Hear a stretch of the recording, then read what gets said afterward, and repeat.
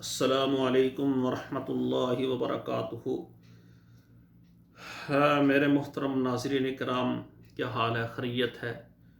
میری دعا ہے اللہ تعالیٰ سب میرے بھائیوں اور بہنوں کو جو میرے اس پروگرام کو سنتے ہیں اور دین کو سیکھ رہے ہیں، اللہ سب کی عمروں میں برکت فرمائے۔ جو بیمار ہیں اللہ سب کو شفا دے، اور جو دین کو سیکھ رہے ہیں اللہ ان کے لیے دین کو سیکھنا آسان بنا دے، اور اللہ ان کی زبان کی گرہ کھول دے۔ بلغوا عنی ولو آیا، جو قرآن سے آیات سیکھیں ترجمے کے ساتھ آگے پھر سکھائیں۔ تو ناظرین کرام، آج آپ کے سامنے قرآن مجید میں سورۃ بقرہ آیت نمبر 111 سے لے کر 115 تک آپ کے سامنے پہلے تلاوت کروں گا، پھر اس کا ترجمہ آپ کے سامنے حاضر خدمت کروں گا۔ یہ آیت نمبر 111 نکال لیں سورہ بقرہ کی۔ اعوذ باللہ من الشیطان الرجیم، بسم اللہ الرحمن الرحیم۔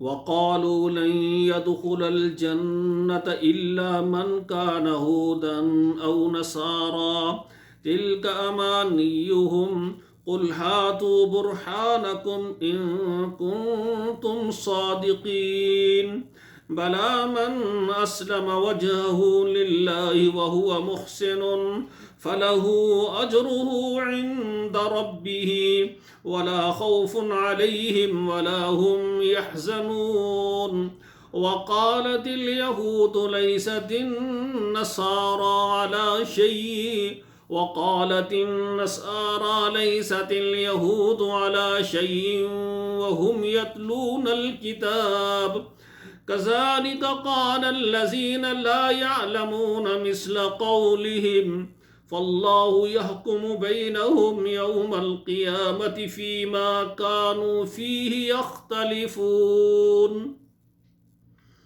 ومن أظلم ممن منع مساجد الله أن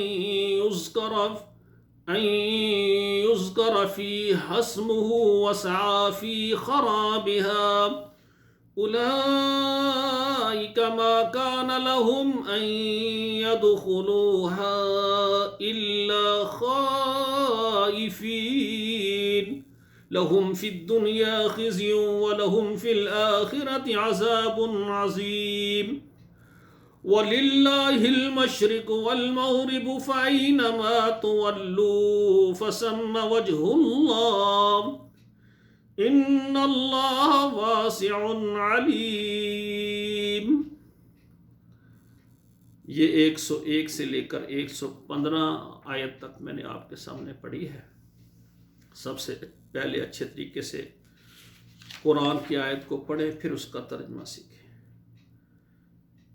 وَقَالُوا لَن يَدْخُلَ الْجَنَّةَ إِلَّا مَنْ كَانَ هُودًا أَوْ نَصَارَىٰ۔ وَقَالُوا، اور کہا انہوں نے، لَن يَدْخُلَ الْجَنَّةَ، نہیں یا ہرگز نہیں داخل ہوگے جنت میں، إِلَّا مَنْ كَانَ هُودًا أَوْ نَصَارَىٰ، مگر جو یہودی ہیں یا نصارہ ہیں یا نصرانی ہیں، یعنی یہود و نصارہ ہی جنت میں جائیں گے۔ تلک امانیہم، یہ ان کی خواہشات ہیں، یہ ان کی آرزویں ہیں۔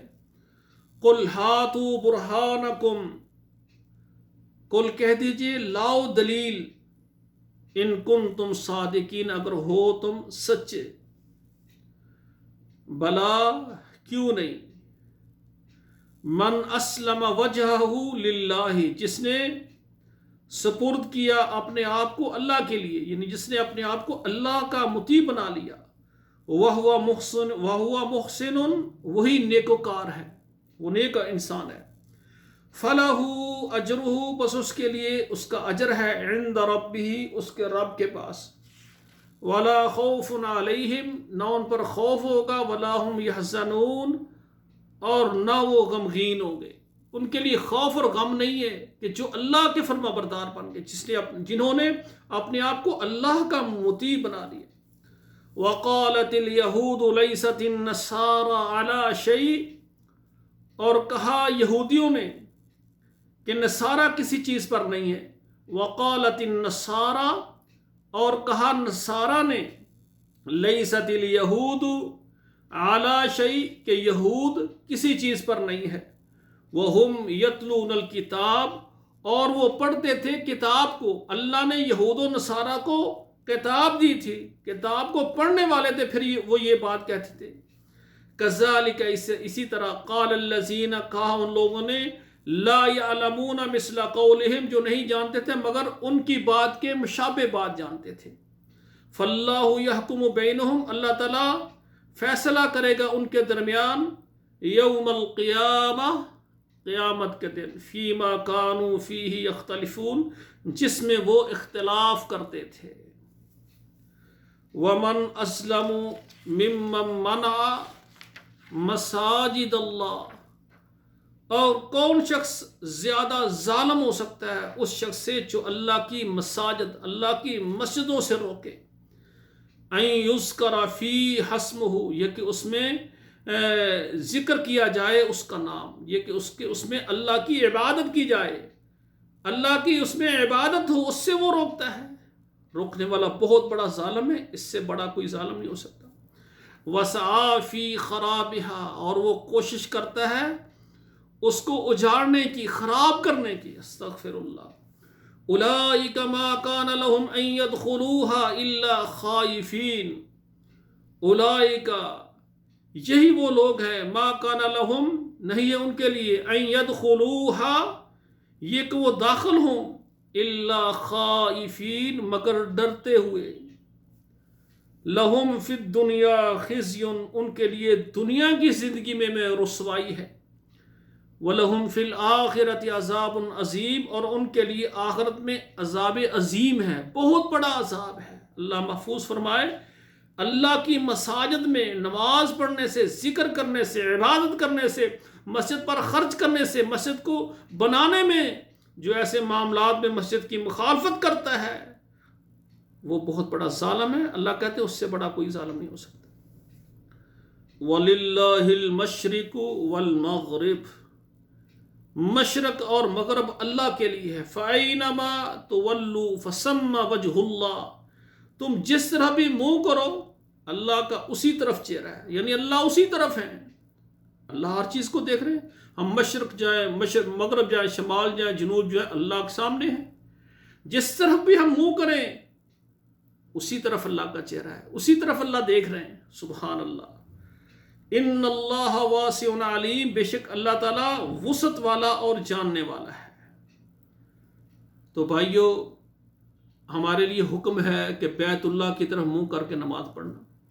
حالانکہ نماز جس طرف بھی منہ کریں اللہ تو اسی طرف ہے، لیکن اللہ نے یہ حکم دیا ہے، ایک نظام بنایا ہے۔ دیکھیں ایک مسجد ہے، مسجد میں اگر یہ قبلہ تعین نہ ہوتا، کوئی کس طرف کو منہ کر کے نماز پڑھے، کوئی کس طرف کو کرے، کوئی کس طرف کو کرے، کیسی شکل بننی تھی۔ لیکن سبحان اللہ، اللہ ذوالجلال کی طرف سے جو احکامات اور اللہ کا دین فرمایا بیت اللہ کی طرف جتنے کھڑے ہیں سب کے قبلے کی طرف منہ ہے، ایک طرف منہ ہے۔ سبحان اللہ، دین جو ہے نا بہت خوبصورت ہے۔ اللہ ذوالجلال نے دین کے اندر کوئی خوبصورتی میں کمی نہیں کی۔ کوئی عبادت آپ دیکھ لیں اور اس کو سنت کے مطابق آپ پورا اس کو ادا کریں، آپ کو ہر کام میں جو بھی آپ کریں گے، آپ مسجد کی طرف آئیں، گھر سے نکلیں، گھر میں وضو کریں، مسجد میں وضو کریں، مسجد میں داخل ہو، مسجد میں نکلیں، نماز میں داخل ہوں، سلام پھیریں، سنتیں پڑھیں، اذکار کریں۔ یقین کریں آپ سنت کا مطالعہ کریں، حدیث کا مطالعہ کریں اور قرآن کا، ہر چیز میں آپ کو ایک بہت بڑی خوبصورتی نظر آئے گی۔ تو بھائیو میری دعا ہے کہ اللہ ذوالجلال ہمیں عمل کرنے کی توفیق عطا فرمائے۔ یہ اہل کتاب یہودی اور نصارہ، یہودی عیسائی وغیرہ، انہوں نے اللہ کے دین کو بدلا، اپنے نبی کو بھیجا، سوالات کیے۔ ہمیں چاہیے ہم ایسا نہ کریں۔ یہ واقعات اللہ ہمارے سامنے کیوں رکھ رہے ہیں کہ وہ نافرمان تھے، اپنے نبیوں کو تنگ کرنے والے تھے، اور ہم ایسی امت ہیں جو فرما بردار ہے۔ الحمدللہ جب اللہ کا قرآن آ جائے، اس کے پیغمبر کا فرمان آ جائے، سمعنا و اطعنا غفرانک ربنا و الیک المصیر، یا اللہ پوری دنیا کے مسلمان سب کا نبی محمد کریم ہے، اللہ سب کا الہ تو ہے، اللہ محمد کریم کے پرچم کے نیچے سارے مسلمان کو اتحاد کے ساتھ اتفاق کے ساتھ جمع فرما۔ اقول قولی ھذا استغفر اللہ لی ولکم ولسائر المسلمین فاستغفروہ انہ ھو الغفور الرحیم۔